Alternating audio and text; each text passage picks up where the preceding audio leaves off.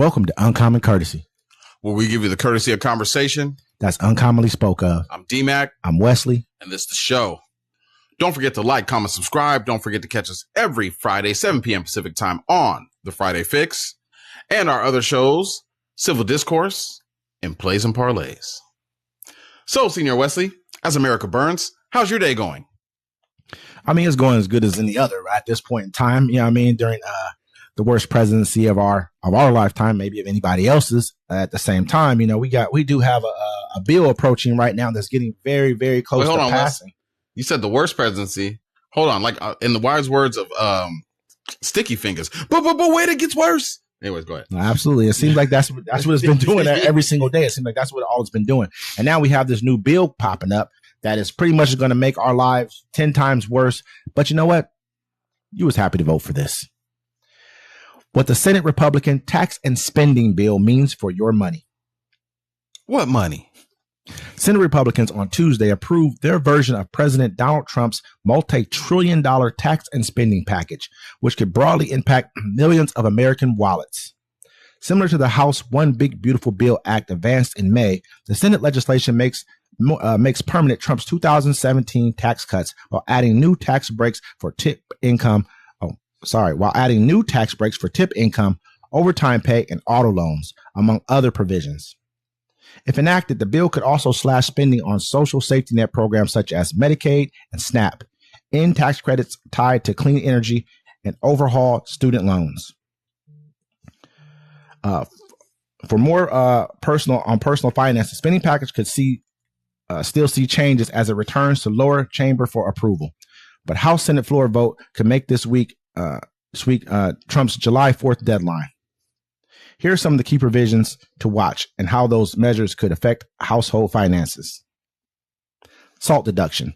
Since 2018, a $10,000 cap on the state and local tax deductions known as SALT has been a critical issue for certain lawmakers in high tax states such as New York, New Jersey, and California. The SALT deduction, which lets taxpayers who itemize deduct or all of some of their state and local income and property taxes, was unlimited for filers before 2018, but the alternative minimum tax reduced the benefit for some of the wealthier Americans. As a sticking point for some House lawmakers, the lower chamber approved a permanent $40,000 SALT limit starting in 2025.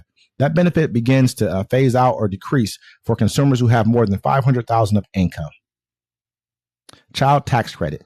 The child tax credit gives families with qualifying dependent children a tax break. It's a credit, so it reduces their tax liability dollar for dollar.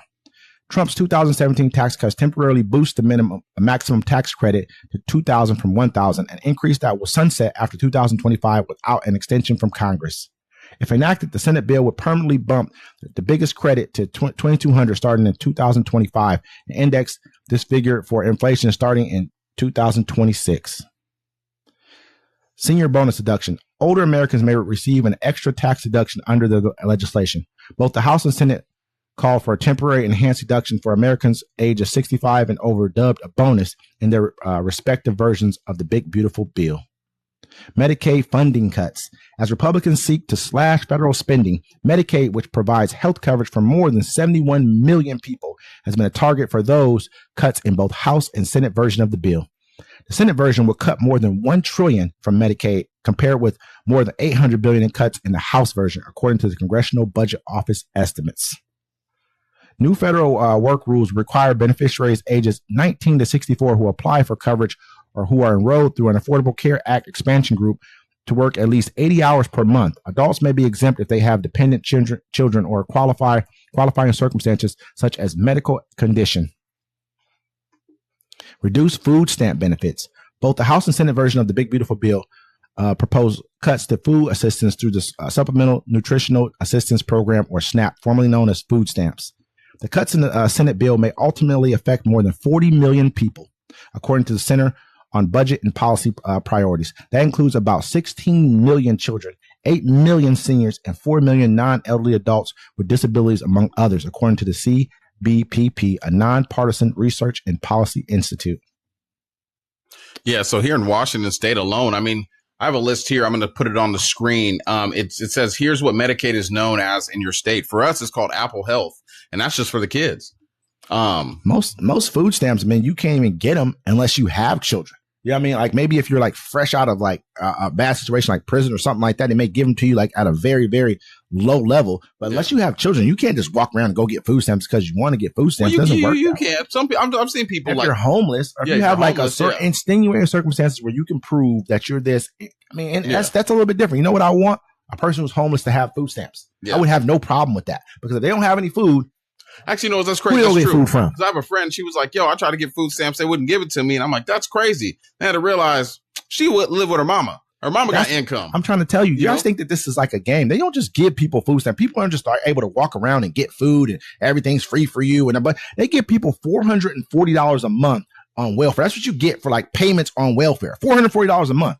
Say you get a free house. Say your house is $20 a month. You get $440 a month. Then you get food stamps too on top of that. What kind of a life are you living? Let's keep it real. Where is that a lot of money at? Some people are happy with that kind of life. I understand. But some people, I mean, you know, the worst thing, I was on food stamps once. And the worst thing is that they have you recertify or whatever, right? And they'd be like, has anything changed? Like, nah, I'm still poor. And when I got off food stamps, man, it was the greatest feeling ever. I mean, you know what I'm saying? Because you can have your own money. You can buy hot food when you're buying cold food. Because with food stamps, you can't buy hot stuff. I remember when I was with my kid's mom, when the kids were young or whatever, we tried to get all our groceries because, you know, the first time you get food stamps, you fill your card up like, oh, we got food stamps. Mm-hmm. But then we try to get some hot ribs and it's like, you can't buy these and you pay cash for it. But, you know, this bill it's going in effect. It's a little too late now. I think like right now, like by the time we probably get done filming this, the House may have passed it. He's trying to have it done by the 4th. I mean, right now, it's pretty much the 4th of July. You know what I mean? So, I mean, you know, happy quasi Independence Day for most of you other people besides ones of us who was our Independence Day is Juneteenth. Let's just be real here. I mean, also there's some things in here that I want to talk about that, you know, that there's a lot of bad in this bill, but there's some things like that Trump has, he's making savings accounts for newborn children. He's going to call basically Trump accounts. What's that going to do if you can't feed them? Exactly, man. Everyone knows it's a joke. You give your kid $1,000 to put into in a bank account, but let's be real here. What does that do for banks?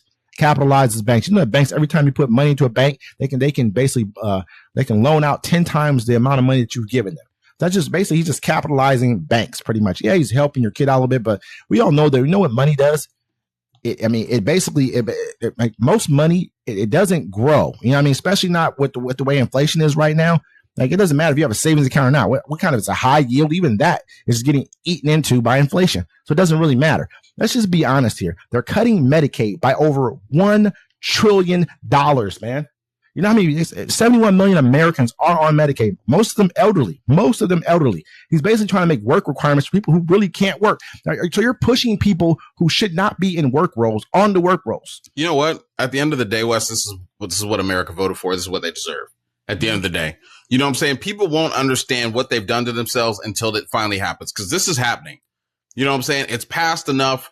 You know, they were trying to attack the lady from Alaska. Like, yo, you did this to us. I'm like, yo, there was 49 other people that voted for this bill. Why are you attacking the woman? Mm-hmm. You know what I'm saying? And at the end of the day, JD Vance came in and made it so. So the bill's happening, right? So when people lose their health care, people are going to start starving. The majority of the wealth is going to go to 1% of the country. You know what I'm saying? He'll have absolute power because it's in the bill. You're going to realize there's still going to be tax on your tips. There's still going to be tax on your overtime. There's still going to be tax on Social Security. And you'll be like, dang, he just keeps lying to us. By then it'll be too late because right now it's too late. Some lady was like, oh my gosh. She was like, we need to get a whole new government. And I laughed. I'm like, we are getting a new government. You're just not realizing it. We keep living in la la land. Like, you know, there's no resisting this. You know what I'm saying? Like, we got trillions right now about to go to billionaires. That's what's happening with this bill. And people trillions of dollars are going to be transferred over to billionaires right now. And at the same time, who do you think's going to have to pay for that? Like when we cried about, all the money, PPP loans, all this stuff. What did it cost? Inflation. Who paid for that? We did. So all the tax cuts you're getting, what you got in 2017, you didn't see it because it was eaten into by inflation. You paid more in food, you paid more in gas, you paid more in housing. Everything is going to get eaten into and taken from you. This is all like bait and switch. Oh, we're going to give you a little bit of money. But they're coming to get 10 times that. They're coming to get theirs back a pound of flesh. And plain and simple. And then they put it out so far where, you know, now here, follow me, folks. They put it out so far like he did last time, so it makes it seem like the next administration, if we even have one, it's their fault. They're causing it all. Now, do you see the playbook? It already happened before. They did it to you last time. But this time there ain't no coming back from this. People making $30,000 a year, their taxes are going to go up 128%. People making $15,000 a year, taxes is going to go up. I mean, this is telling you right now, like who states are these going to affect the most? That's the people who voted for the very people who stood in line talking about welfare queens and talking a bunch of junk. Your states will be affected the most by these bills right here. You have more poor people in your states. You have a lower income in your states. You have a worse health care in your states. You have worse education in your states. This is what's happening here. This is happening. Period. Plain and simple. They're going to be getting rid of child care, getting rid of Head Start programs. All kinds of stuff is going to start happening. America is going to get dumber. And I didn't think that could be possible, but it obviously is possible. And you guys were good with it. You guys voted for it. You're happy with it. So it is what it is. It sure is. President Trump takes a trip to visit Alligator Alcatraz. President Donald Trump was traveling south on Tuesday for an opening of Florida's new migration detention facility, which has been deemed Alligator Alcatraz. Trump was set to join Florida Attorney General James Uthmeister for a roundtable discussion about illegal immigration, and the purpose of the new facility at 10 a.m. Trump and Uthmeister will be joined by Florida Governor John DeSantis. Did I say that right?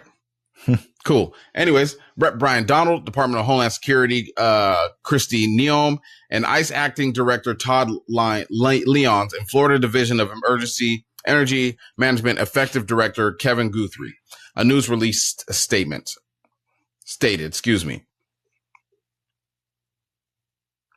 So let's just be honest here. My bad. We have an Alligator Alcatraz. You know what I mean? Yeah. Does it make sense to anyone here that we have Alligator Alcatraz? You know what I mean? Like, if you looked at the pictures of it, it looks crazy. I mean, it looks like only something a person like Trump and his cohorts could think of. Let's try to make the coolest prison we possibly can.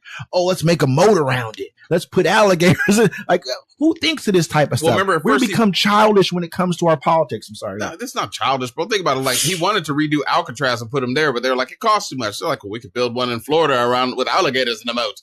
He said, great idea. And I was telling Wes off camera, look, these people, the best thing they're good at is making other people suffer. If you see that, they're phenomenal at that. Hey, we can do this. We can take away people's Medicare. We can take away their food. We can lock up migrants. We can lock up people we think are migrants and put them in cages. Yes. I like it. I like it. You know what I'm saying? That's Trump right there. This is how he really listens to people tell him these kind of ideas, man. You know what I mean? You were talking about a native tribe. They were saying something about they're trying to file a lawsuit to trying to get him off the land. They already built it, brother. It's built. I mean, these people got it's like, it's brick laid down, everything. You know what I mean? All the concrete's on the ground. They got they got fences all around the bedding and everything. It's a wrap, bro. Y'all ain't getting this out of there. Y'all gonna have a long fight ahead of you. We already have reports of people dying in ICE, detention centers, right? And they're downplaying it. It happens, whatever. These people are getting abused. There's no cameras in there. There's no oversight. You know what I'm saying? Like it's basically, concentration camps. And they look like before. One. Look like a straight concentration camp, man. Like fenced in, they're just pretty much going to fight gladiator style. We don't care what happens to you. The worst of the worst. Man, half the people who you've deported have no criminal record. 80% of the people they were deported are working. They had jobs. They were trying to come here legally. Now they took parts of the birthright citizen stuff away. So I mean, they actually, what happened was with that ruling was more about not so much about birthright citizenship, but about taking the right away from lower courts of being able to make a blanket ruling and stop things across the nation. They pretty much stopped that, but they said the lawyers have found a workaround, which is basically filing class action suits. And you file a class action, which covers everybody, and then you can stop. Then you can make an injunction that affects the rest of the country. So there was a workaround in there. It wasn't about the birthright citizenship. It was more about them trying to say, you know what? Instead of us letting you guys go find a judge who will put a halt to something, which I agree with. No, I don't agree with that at all. I don't agree with that. If that's been going on since the beginning, since we've had the union in place. The union. We weren't involved in the union when they first came in, but I call it that because it's pretty much what it is. It was. We weren't involved in it. So what the union for us? Just like the fourth. Ooh, it looks real. Chris Rock said, it looks nice up there. Shake it. You know what I'm saying? But I mean, so since it was founded, this is the way it worked. Why are we changing it now? Because this person's in office and he has these people as his Supreme Court nominees and justices. Because they have the balls enough to do it. I mean, the whole thing is when you're going through the whole you have an administration that doesn't care who they hurt, destroy, crush, or anything like that. You know what I'm saying? Like, that's how business is. You step on people, and they're willing to step on people. Democrats were trying to help everybody out. Like, oh, we're just welcome to. And that's what we should do. No, sir. We don't live in that kind of country. I mean, to me, if we did, black folks would have had reparations. I don't disagree with you when it comes to like what should happen. I look at the people who we've allowed to commandeer the wheel here. I think they don't feel that way. I think a lot of people sat back and was like, oh, they allowed it was overwhelming noise against the Democratic nominee. Overwhelming. All the sites I looked on, I mean, somebody had a great bot program working because it looked like everybody. And then at the same time, people are lemmings. They follow behind each other. Oh, you're going that way? I'm going to go this way too because they don't want to be alone yelling into the darkness. I have no problem with that. I'm going to tell people that's why we sat here and we told y'all this was coming. All the stuff that we're talking about is coming. People are like, look, I don't want to vote for the lesser of two evils. I'm like, oh, really, huh? That's how you're looking at this, huh? You didn't see what he did last time and ran the country into the ground. And so now it's like, two evils, bro. I can't believe you said that. We got alligator Alcatraz right now. We basically have a moat. I don't know if that was a real picture or not, so I don't want to criticize and say that's the picture, but they call it that because it's basically in the Everglades or whatever you want to call it, wherever. And it's just got a bunch of alligators around there. And that's the name of it, man. That's a childish, with the way we think about things right now has become childlike. We're dealing with a person, I think we're going to talk about this later, who's not all the way there. And they take joy in demeaning and degrading other people, and the people around them take joy in that too. You guys that's fun for y'all because you guys are small-minded. It's weird, man, to listen to you guys talk. We've given them this opportunity because enough of us didn't get out there and vote and keep them in their place. These people deserve to be in a certain place. They become the people who you see up on the mountain and wherever that was in Idaho. And they're shooting down on people. Those are those same people. They're dangerous. All of them are very dangerous people. But Wes, you have to realize 77 million people were like, I want this. 77 million people were like, I want to watch others suffer. 77 million people were like, I want to watch people hurt. This is what they voted for. And think about it. 75 million people said nah. And 23 million people said, I don't care either way. I mean, this is America. We got to remember who America is and what numbers in America. These certain numbers in America that are changing. It's a rapidly changing demographic, and they're doing everything they can to stop it. Mamdani clinches NYC Democratic primary while Trump threatens arrest if he resists ICE as mayor. Zohran Mamdani clinched victory Tuesday in a Democratic primary for New York City mayor and quickly drew more attacks and threats of arrest from President Donald Trump, a Queens native likely to be central figure in one of this year's most important contests. Mamdani, the 33-year-old state assemblyman and Democratic Socialist, had been all but assured to be the party's nominee after June 24th primary, but because Mamdani hadn't won a majority of the first choice votes, it took a tabulation of the city's ranked choice votes released Tuesday to put Mamdani over 50% he needed to win. Today's results, which aren't final but include nearly all votes that could be counted in the race, showed Mamdani defeating Cuomo 56% to 44% in the final round, a resounding and once unthinkable victory that has shaken national politics and advances him to November's general election. This is just the beginning of our expanding coalition to make New York City affordable, Mamdani wrote on X after results were posted, and we will do it together. Democrats are trying to figure out how to capitalize on Mamdani's success with younger progressives, even as some distance themselves from its ideas to provide free busing, enact a rent freeze, and raise taxes on millionaires, as well as his criticisms of Israel. Republicans, meanwhile, have tried to elevate Mamdani as the face of their opposition. While speaking to reporters during a visit to the new migrant detention facility in Florida Everglades, Trump falsely suggested that Mamdani was in the country illegally and said Mamdani would be arrested if he interfered with the U.S. Immigration and Customs Enforcement where he had been elected mayor. We don't need a communist in this country, but if we have one, I'm going to be watching over him very careful on behalf of the nation, Trump said, repeating on an attack he made last week after the primary. Mamdani, who was born in Uganda and came to the United States as a young child, is a naturalized U.S. citizen. He is a self-described democratic socialist who has said he would work to preserve New York City's sanctuary status and help protect its migrant residents. Trump gonna deport him quick. He gonna get rid of him fast. He's a naturalized citizen. He can't deport him. He's getting rid of them. I mean, he's mayor of New York. I mean, if he steps into a mayor is pretty much like the president of the city. When you start stepping in things like this, I mean, that's why he didn't arrest. They arrested the mayor of New Jersey. They arrested. No, they didn't actually arrest him. They actually didn't arrest him. They just detained him. Detained him. You know what I mean? Because he actually went and stood in at an ICE facility. It's a city though. How you the president of your city and they gonna put you in handcuffs? ICE facility. He should have came with some arms. It's like a federal. You know what I mean? It's a federal facility. You can't. It'll be like, you know what I'm saying? I understand what you're saying, but if you come in there and you do something that they can grab you and say, hey, you can't be in here and walk you out because you're not allowed to be in there. It's a federal facility. That's a little bit different. They didn't arrest him though. They could have arrested him. If that was a regular person, he'd have been arrested. But they understood the what that would bring to the table. They understood what arresting Gavin Newsom, who stood against Trump. They talked about it. You remember the first guy came out, arrest guy. Then he said, he hasn't done anything to be arrested, because they understand what that would bring to the table. You arrest a sitting governor. I mean, that's he runs that state. That state does not have to be a part of this union. That is now you've crossed the line at that point in time. That cannot be.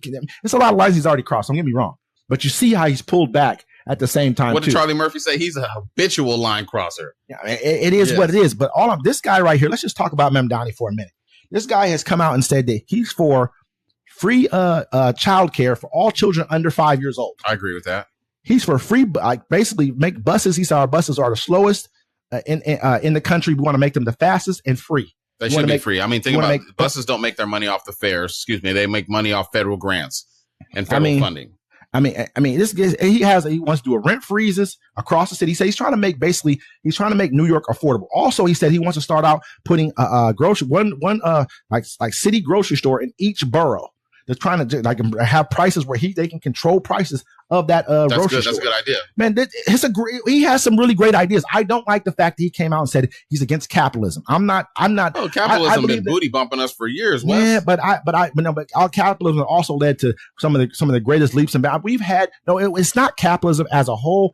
It is, but it's not. It's the people who it's our politicians. It's the fact that we got dark money in our politics who were able to buy off our politicians to create laws that basically crater capitalism. They figured out a way to beat capitalism. This is what I've been telling everybody for a long time. You look at places like China, and they figured out a way. The Middle East have figured out a way to beat us because we've allowed money into our politics, so they can corrupt our politicians. Take that out of the way and make sure that no foreign money or any kind of that dark money can be in our politics, that all politicians get. This is how much you get. They put a law out there, which basically you can get, I think it was 180 million or something like that. I can't remember. Certain number they were to give each presidential candidate to run with. Here you go. This is all the money you can spend. You can't have outside dark interest groups, nothing. Now run your campaign off that. Yeah. And it's funded by the American people, which I would have no problem doing that. I think that's a great idea. You know what I mean? So point of it is right here, I think he has some very good policies. Dude was born in Uganda. I think he's has from Indian descent, but he was born in Uganda. His mom's a filmmaker. His dad was given when Uganda won their freedom. I think it was back in either the 50s or 60s, somewhere around there. The United States gave them 23 scholarships to bring 23 of the people here to America to study. His dad was one of the people who was chosen for that scholarship.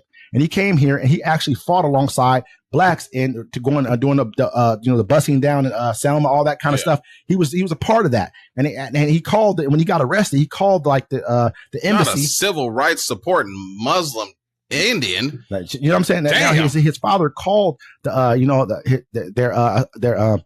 their embassy and was like, hey, I've been arrested. Said, what for? He said, basically, these people are fighting for their freedom. And that's how I got here. I got a scholarship by fighting for my freedom. So I figured it was my, you know what I mean? That was my duty to do so. Also, this young kid, he's only 33 years old. This kid right here. I mean, not even kid, young man right here.